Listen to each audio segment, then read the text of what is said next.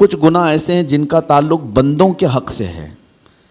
کسی کا پیسہ لے لیا اور اس کو دیتا نہیں، کسی کو اذیت دیا، مار پیٹ کیا، گالی گلوچ کیا، یہ سب بندوں کے حقوق ہیں.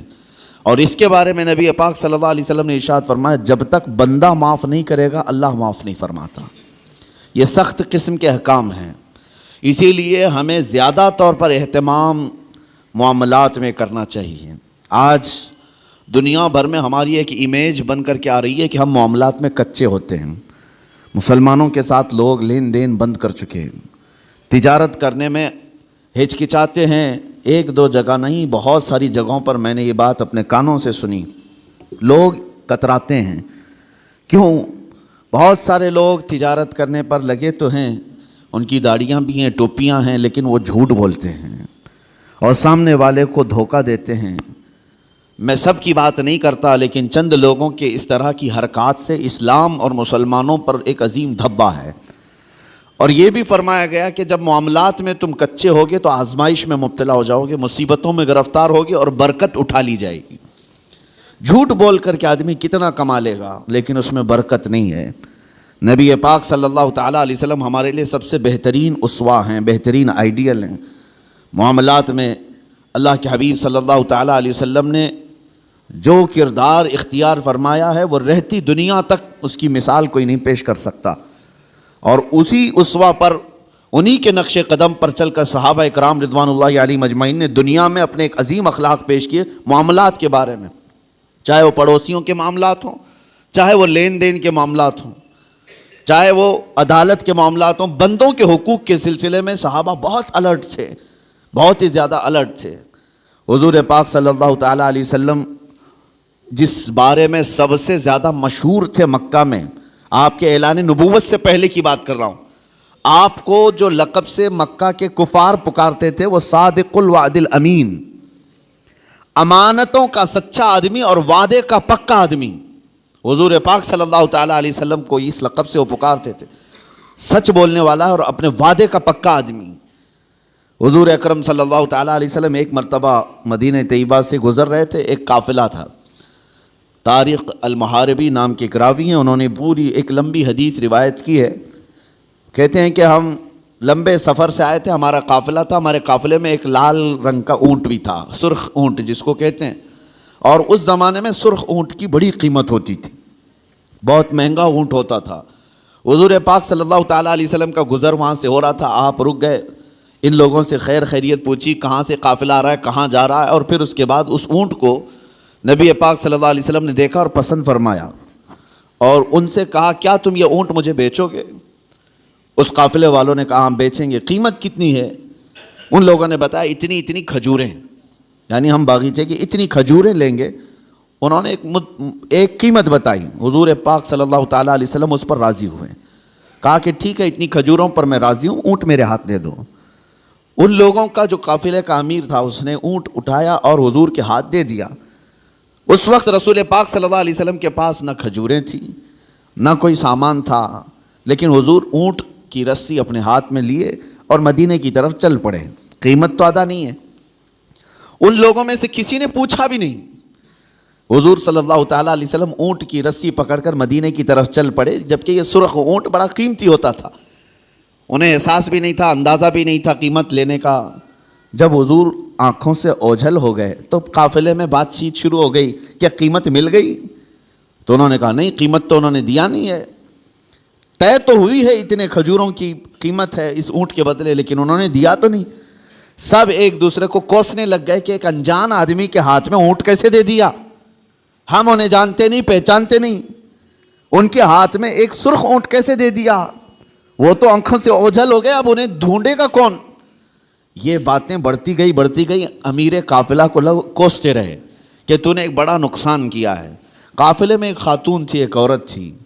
اس عورت نے ہنگامے کو ٹھنڈا کیا اور کہا قریب آ کر لوگوں جھگڑو مت، اس لیے کہ میں نے اس چہرے کو دیکھا، وہ جھوٹا چہرہ نہیں ہو سکتا. ان کی باتوں کو میں نے سنا ہے، وہ شہد سے زیادہ میٹھی ہیں. ان کے بیٹھنے اور اٹھنے کے انداز کو میں نے دیکھا ہے، وہ دنیا کا کوئی عظیم آدمی ہے. انتظار کیوں نہیں کرتے؟ یہاں تک کہ شام ہو گئی اور رات ہو گئی. رات کو قافلہ جہاں پڑاؤ کیا تھا سب اپنے اپنے خیموں میں موجود تھے. نبی پاک صلی اللہ تعالیٰ علیہ وسلم کے ایک صحابی یا دو صحابہ اپنے ہاتھوں میں کھانے کی بڑی بڑی طبق لے کر کے آئے اور اس قافلے والوں سے کہا فلاں بن فلاں کہاں ہے؟ لوگ باہر آئے, پوچھا کہ کون ہے؟ آئے ہوئے صحابہ نے کہا ہم محمد الرسول اللہ صلی اللہ علیہ وسلم کے غلام ہیں, ہم ان کی طرف سے آئے ہیں. دن میں ہمارے آقا نے آپ سے اونٹ خریدا تھا, اس کی قیمت کھجوریں پوری جتنی طے ہوئی تھی وہ ہم لے کر کے آئے ہیں مدینے سے. وہ کھجوریں پوری لا کر کے دیا اور کہا رسول پاک صلی اللہ تعالیٰ علیہ وسلم نے ساتھ میں ہمیں تمہارے پورے قافلے کے رات کے کھانے کا بھی انتظام فرمایا. قافلے والوں نے کھانا بھی لیا اور کھجوریں جو قیمت میں تھی وہ بھی لیا. یہ عرب میں اس طرح کا پہلا واقعہ تھا, ورنہ جو نظروں سے اوجھل ہو گیا وہ ہمیشہ کے لیے ختم ہو گیا. حضور پاک صلی اللہ تعالیٰ علیہ وسلم نے ان کے دلوں میں ایسے اخلاق بٹھائے کہ وہ مدینے میں ڈھونڈتے پھرتے تھے کہ وہ محمد ہیں کہاں, رسول پاک صلی اللہ تعالیٰ علیہ وسلم ہیں کہاں. پھر وہ دائرہ اسلام میں بھی آئے کئی لوگ. یہی وہ لین دین کے معاملات تھے جس میں میرے آقا صلی اللہ تعالیٰ علیہ وسلم تجارت کو پوری دنیا کے سامنے بتا کر ایسے اصول بتائے, سود سے پاک کیا جو قافلے کی ایک بڑی لعنت تھی, بلکہ معاشرے کی ایک بڑی لعنت تھی. حضور پاک صلی اللہ علیہ وسلم نے فرمایا سود کو میں نے اپنے پیروں سے روند دیا, ختم فرما دیا. سود میں ہوتا کیا ہے آپ کو پتہ ہے؟ جس کو آپ بیاج کہیں, بڈی کہیں یا جو بھی نام دے دیں, لیکن بڑھا کر کے لینا, کسی کو قرض دینا اور اس سے بدلے میں بڑھا کر کے لینا. 100 روپیہ قرض دیا, 110 روپے لیا, 120 روپے لیا, بلکہ 101 روپے بھی لیا, تو یہ سود ہو گیا. جس کو قرض دیا اور بدلے میں بڑھا کر کے لیا, صرف پیسے میں نہیں کسی بھی چیز میں وہ بڑھا کر کے لینا, یہ سود کہلاتا ہے. اور یہ اسلام میں بہت عظیم گناہ اس کو بیان کیا گیا. کیوں؟ وجہ کیا ہے؟ اس میں بندوں کا حق مارا جاتا ہے. ایک بندہ قرض میں ڈوبتا چلا جاتا ہے اور دوسرا امیر ہوتا چلا جاتا ہے. یہ نظام آج دنیا کے یہودیوں نے قائم رکھا ہے, پوری دنیا کو کریڈٹ پر چلاتے ہیں. زبردستی تمہیں کریڈٹ کارڈ پکڑائیں گے, کیوں؟ سود بھرتے رہو. تم اپنے حلال کمائی کی قیمت, اپنے پسینے کی قیمت ان کو سود میں چکاتے رہو, بھرتے رہو. لوگوں کو احساس بھی نہیں ہوتا. یہ دنیا اس عظیم لعنت میں تمہیں لے کر کے جا رہی ہے. میرے آقا صلی اللہ تعالیٰ علیہ وسلم نے ارشاد فرمایا جس نے سود کا ایک لقمہ کھایا اس کا گناہ اتنا بڑا ہے کہ جیسے کہ اس نے خانہ کعبہ کے سامنے اپنی ماں سے زنا کیا. اتنا بڑا اس کا گناہ ہے. بلکہ ایک حدیث میں 73 درجے گناہ کے ہیں. سود کھانے والے کے گناہ 73 درجے کے ہیں, 73. اس میں سے پہلا درجہ یہ ہے کہ وہ ماں کے ساتھ بدکاری کیا ہو. عزیزان گرامی وقار, اس کو اتنا سخت کیوں بیان کیا گیا؟ بندوں کے حقوق مارے نہ جائیں, بندوں کے حق تلف نہ ہوں. امانت کے ساتھ جو معاملات ہوتے تھے آپ دیکھیں وہی چیز آج ہمارے معاشرے سے ختم ہونے لگ گئی ہے. آج تمہیں لون لینے کی ضرورت کیوں پیش آنے لگی؟ آج قرض جہاں پر بھی جائیں گے تمہیں بیاج کے ساتھ لینے کی ضرورت کیوں پیش آ رہی؟ اس کی وجہ یہی ہے کہ آپس میں اعتماد اور بھروسہ ختم ہو گیا. قرض حسن کون دینے والا ہے؟ آج ایک مسلمان اٹھے اور دوسرے کے پاس جائے اور کہے کہ مجھے 5 لاکھ کی ضرورت ہے, اللہ ماشاء اللہ کون ہوگا؟ قریب سے قریب ترین دوست بھی منہ پھیر لیتا ہے. اس کی وجہ صرف ایک طرفہ نہیں ہے, 2 طرفہ ہے. قرض لینے والا اور قرض دینے والا دونوں کے درمیان اعتماد کا رشتہ نہیں ہے. کچھ لوگ قرض لیتے ہیں لیکن وہ دینا نہیں چاہتے. یہ بھی بندوں کے حقوق کی پامالی ہے. ان کو کیوں دیا جائے قرض؟ لوگ ڈرتے اسی لیے کہ 5 لاکھ دوں کہ 1 لاکھ دوں, یہ تو دینے کا نام ہی نہیں لیتا. اور کچھ لوگوں کی لت پڑ جاتی عادت, اس سے بھی مانگا اس سے بھی مانگا اور قرض میں ڈوبتے چلے گئے. وہ ایسے بھکاری بن جاتے ہیں کہ ان کے لیے دروازے بند ہو جاتے ہیں. حدیث پاک سنو, رسول کریم صلی اللہ علیہ وسلم ارشاد فرماتے ہیں جس نے قرض لیتے وقت یہ سوچا کہ دیکھا جائے گا, ادا کرنے کی اس کی نیت نہیں تھی, حضور صلی اللہ تعالیٰ علیہ وسلم فرماتے ہیں اس پر اللہ تعالیٰ زمین کو اور تنگ کر دیتا ہے, اس کے لیے دروازے تنگ ہو جاتے ہیں. اور فرماتے ہیں کہ جس نے قرض لیا اور دینے کی نیت تھی اور یہ سوچا کہ میری ناک زمین پر رگڑ جائے لیکن میں اس کا حق دوں گا, حضور فرماتے ہیں اللہ اس کے لیے روز دروازہ کھولتا ہے, اس کے لیے اسباب پیدا کرتا ہے. یہاں لینے والے کی دل میں خیال ہی نہیں رہ گیا کہ سامنے والے سے میں نے رقم لیا ہے. بے چینی شروع ہو جانی چاہیے, ہمیں بے قراری شروع ہو جانی چاہیے. کسی کا قرض لیا ہے تو نیند اڑ جائے کہ نہیں میرے بھائی کا قرض ہے, مجھے واپس دینا ہے. لیکن یہاں معاملات ایسے نہیں رہ گئے, جس کی وجہ سے آج دنیا نے تمہیں سود کا عادی بنا دیا. اب کون دیتا ہے قرض حسن؟ قرض حسن کا مطلب کیا ہے؟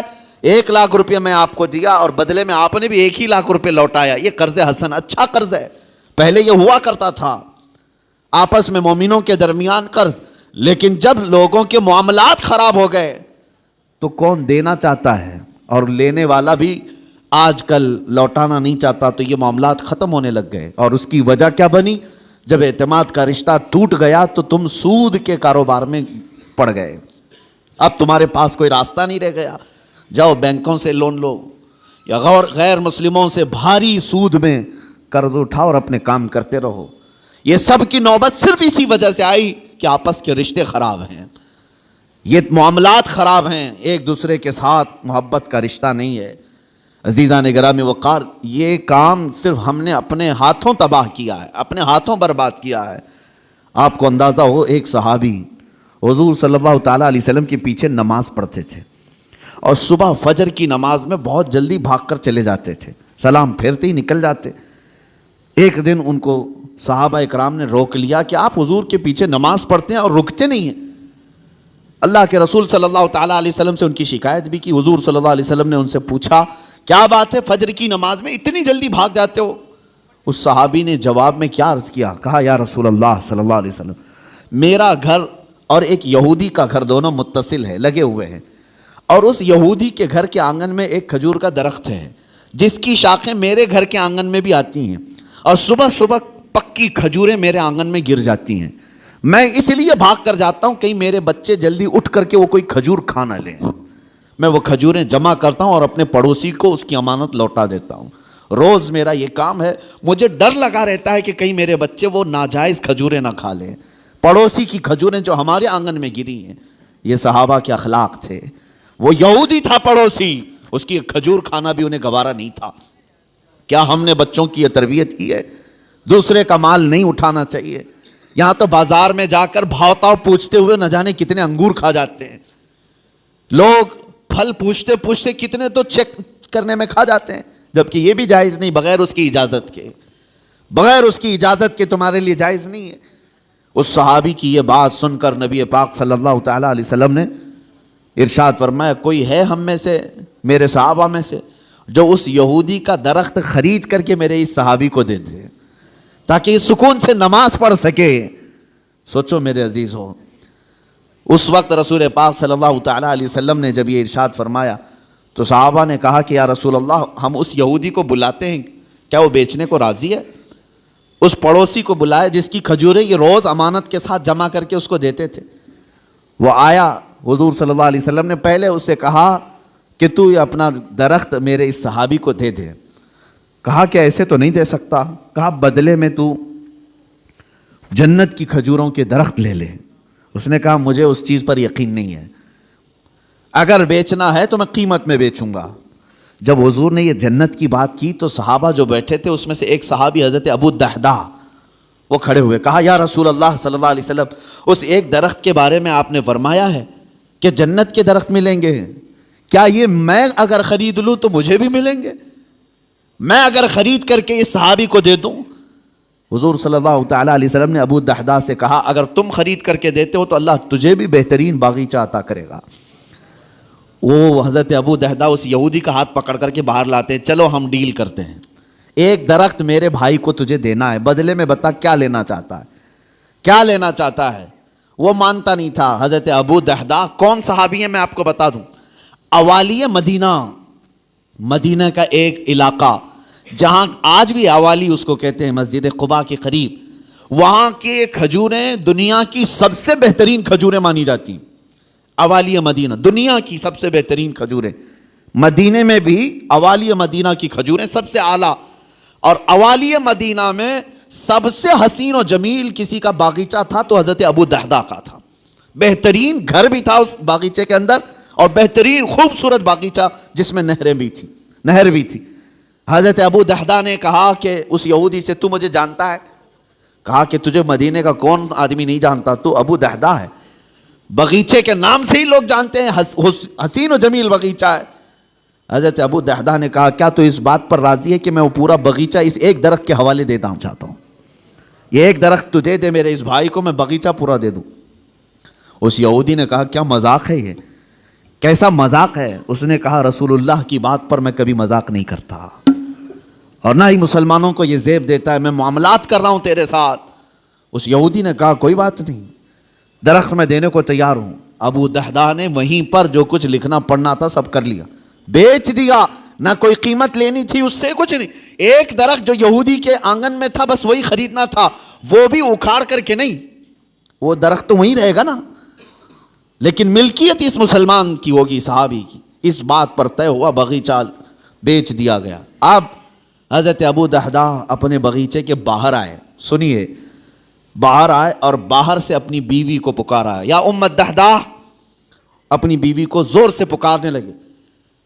تو ان کی بیوی اندر باغیچے کے اندر اپنے حسین و جمیل گھر میں تھی، وہاں سے آواز سن کر کے کہتی ہیں کیا بات ہے کہ تم اندر نہیں آتے، باغیچے کے باہر سے مجھے آواز دے رہے ہو؟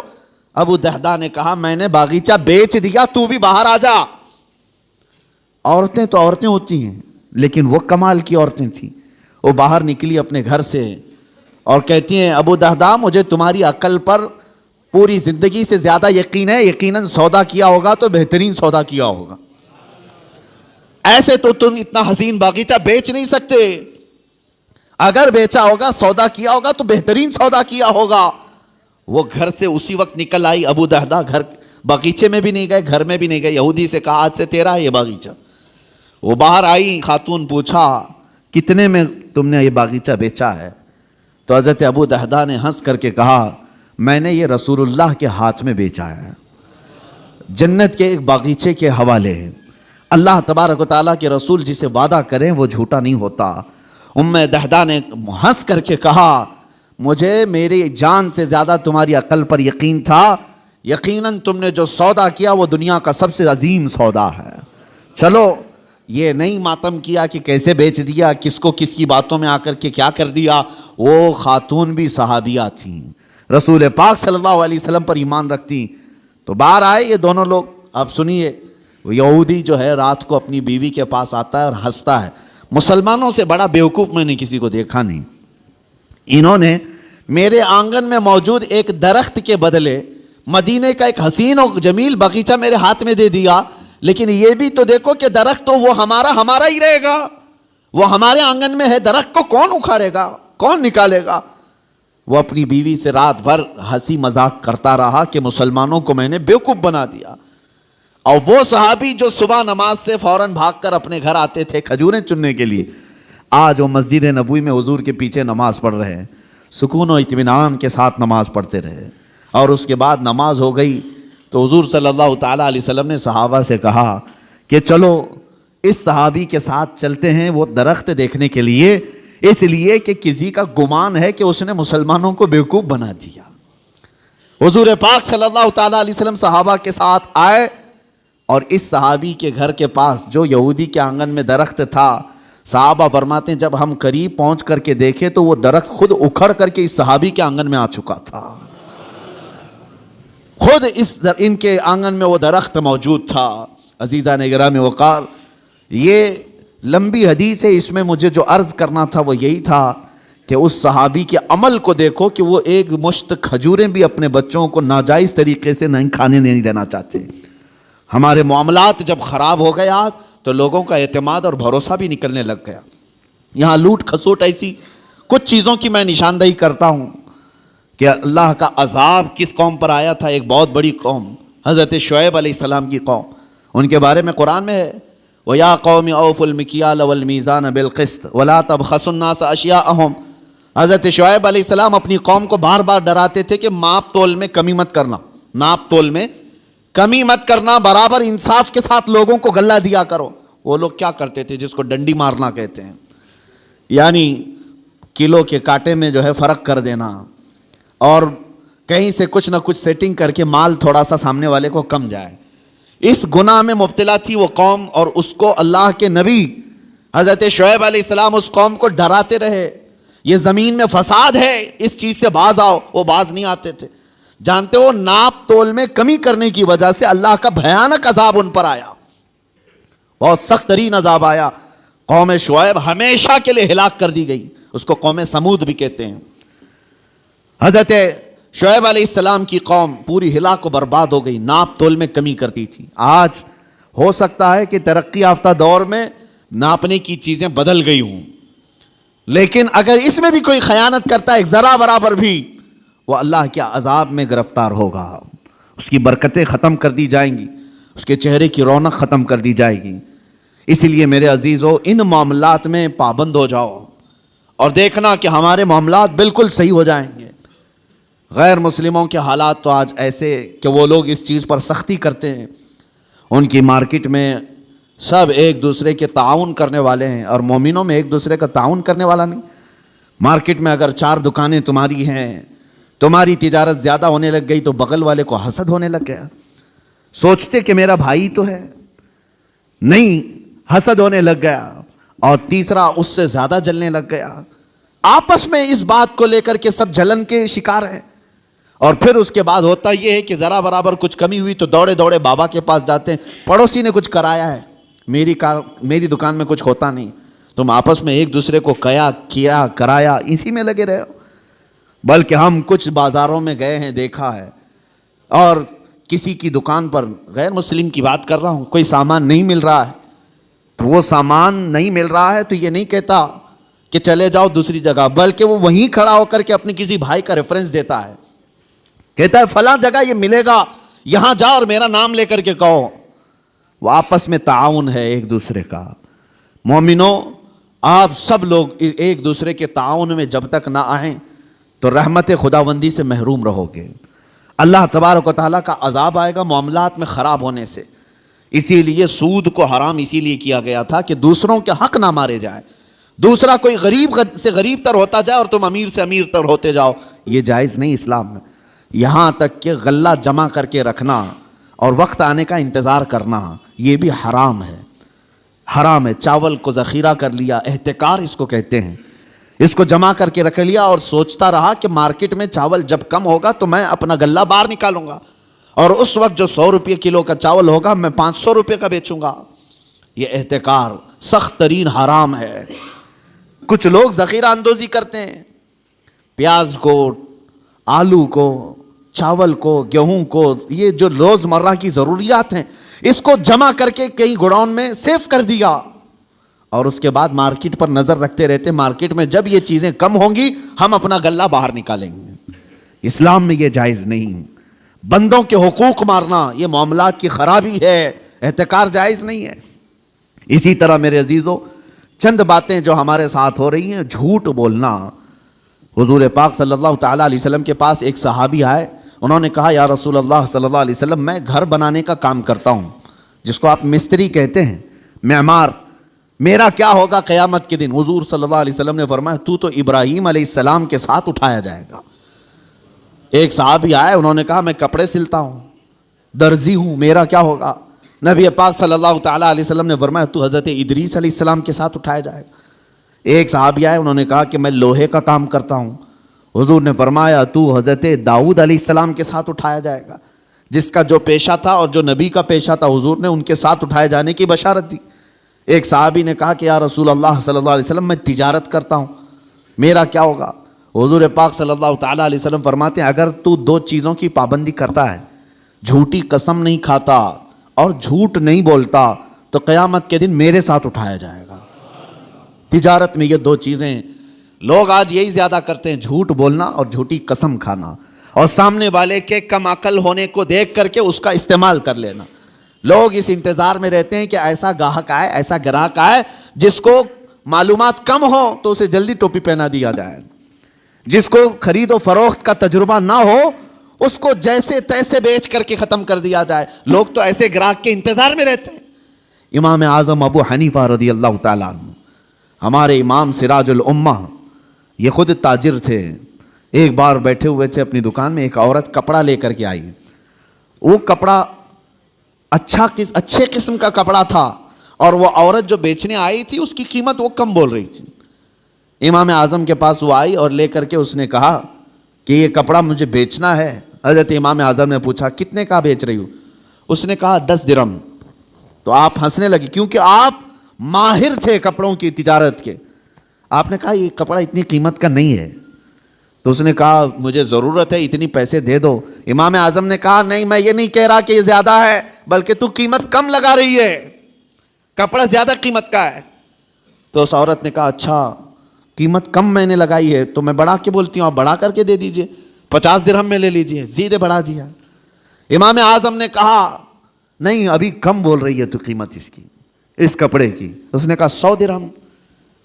امام اعظم نے کہا کپڑا اس سے بھی زیادہ کا ہے, یہ کپڑا اس سے بھی زیادہ قیمت کا ہے.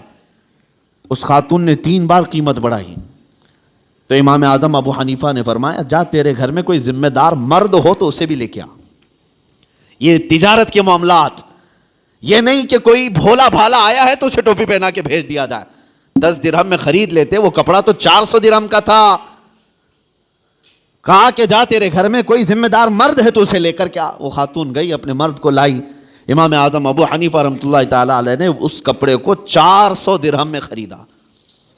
کہا کہ پھر بھی میں نفع میں ہوں. فرماتے ہیں کہ میں جو بیچوں گا اس پر مجھے نفع آئے گا, لیکن میں یہ نہیں چاہتا تھا کہ سامنے والے کو اس کپڑے کی قیمت کا اندازہ نہیں تو میں اس کو پوری طرح سے ڈبا دوں. یہ رسول پاک صلی اللہ تعالیٰ علیہ وسلم کے اخلاق کریمانہ جو امام اعظم ابو حنیفہ نے بھی اپنی زندگی میں دکھایا ہے. اور ایک بات, ایک عورت اور آئی. عورتوں کو کچھ معاملات میں بہت معلوم ہے اور کچھ معاملات میں کچھ نہیں معلوم ہے. وہ کبھی کبھار مارکیٹ میں صرف اسی لیے جاتی ہیں کہ گراتی رہیں یا اٹھاتی رہیں.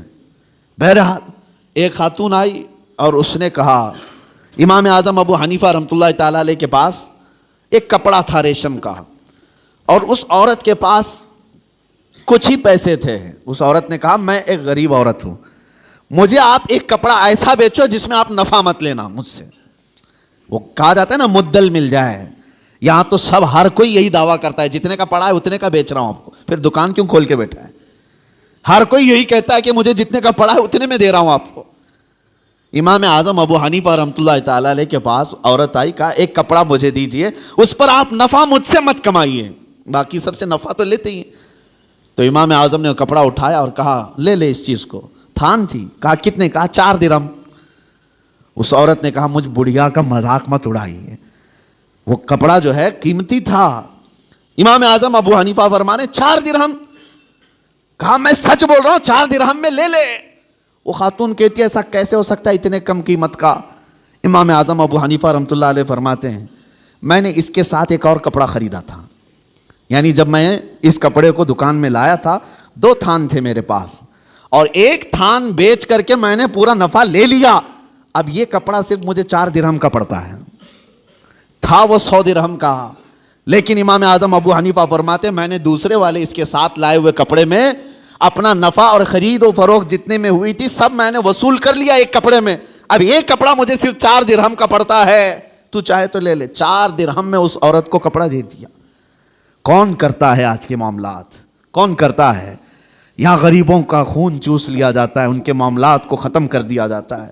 عزیزان گرامی وقار, جب تک یہ احساس تمہارا بیدار رہے کہ مجھے اگر دھوکہ اگر میں دوں گا تو اللہ شاہد ہے, اللہ دیکھ رہا ہے, ہر چیز وہ تمہاری قیامت کے دن لائے گا. فَمَن يَعْمَلْ مِثْقَالَ ذَرَّةٍ خَيْرًا يَرَهُ وَمَن يَعْمَلْ مِثْقَالَ ذَرَّةٍ شَرًّا يَرَهُ.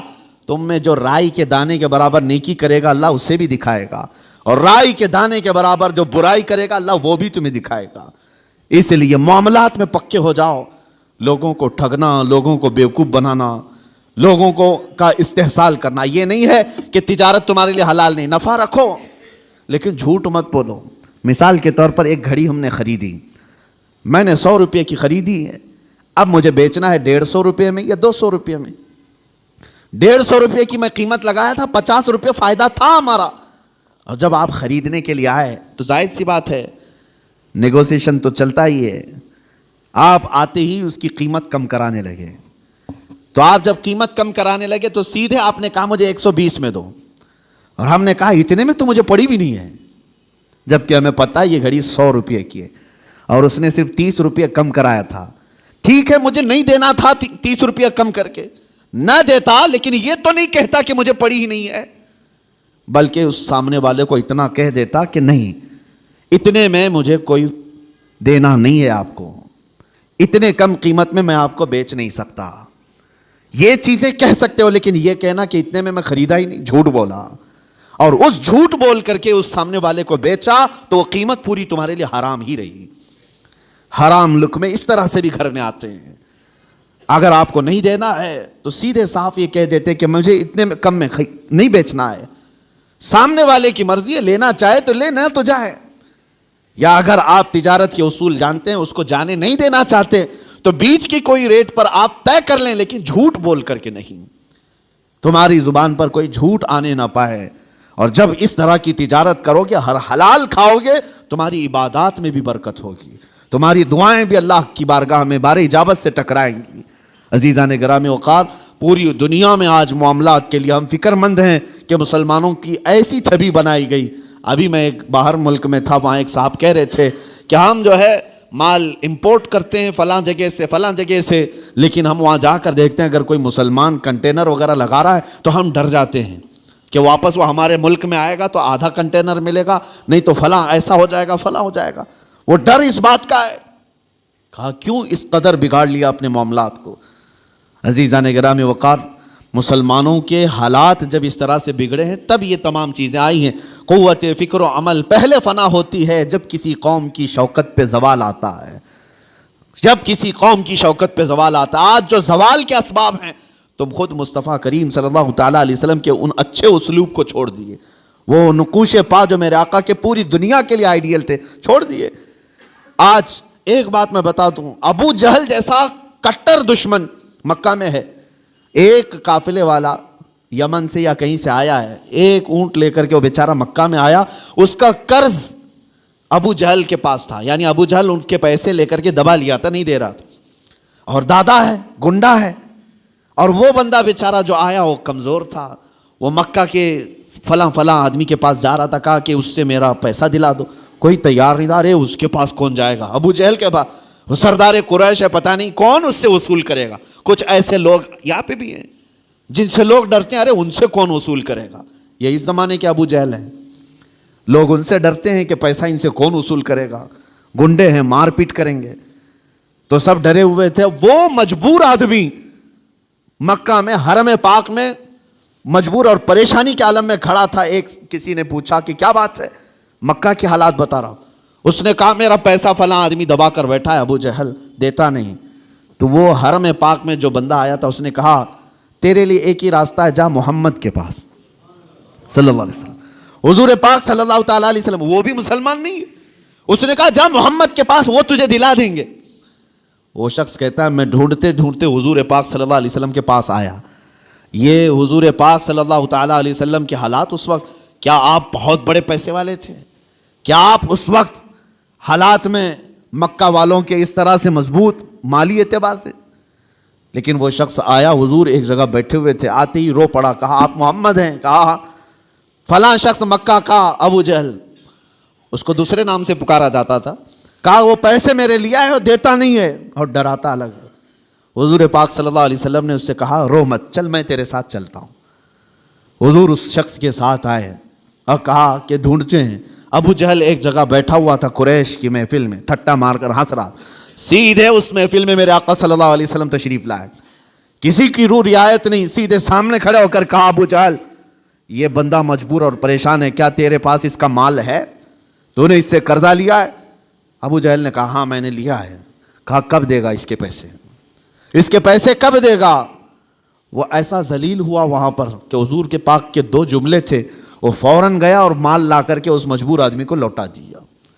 نبی پاک صلی اللہ تعالیٰ علیہ وسلم کا وہ جلال جو کٹر دشمن ہے، جانی دشمن ہے، لیکن حضور کے اخلاق و کردار کے سامنے ٹک نہ سکا۔ حضور معاملات میں اتنے پکے تھے کہ حضور کو کوئی ٹال نہیں سکتا تھا، کہ اگر ابو جہل کے لیے حضور صلی اللہ علیہ وسلم نے یہ کہہ دیا کہ تو معاملات میں خراب ہے اور اس کے پیسے نہیں دیتا، تو پورے عرب میں اس کی بدنامی تھی، اور وہ اپنی بدنامی نہیں چاہتا تھا، لایا مال دے دیا۔ یہاں پر سے یہ پتہ چلتا ہے خود میرے آقا صلی اللہ تعالیٰ علیہ وسلم نے اپنے معاملات بھی صحیح رکھے اور کسی دوسرے کو ظلم ہوتے ہوئے بھی دیکھنا پسند نہیں فرمایا۔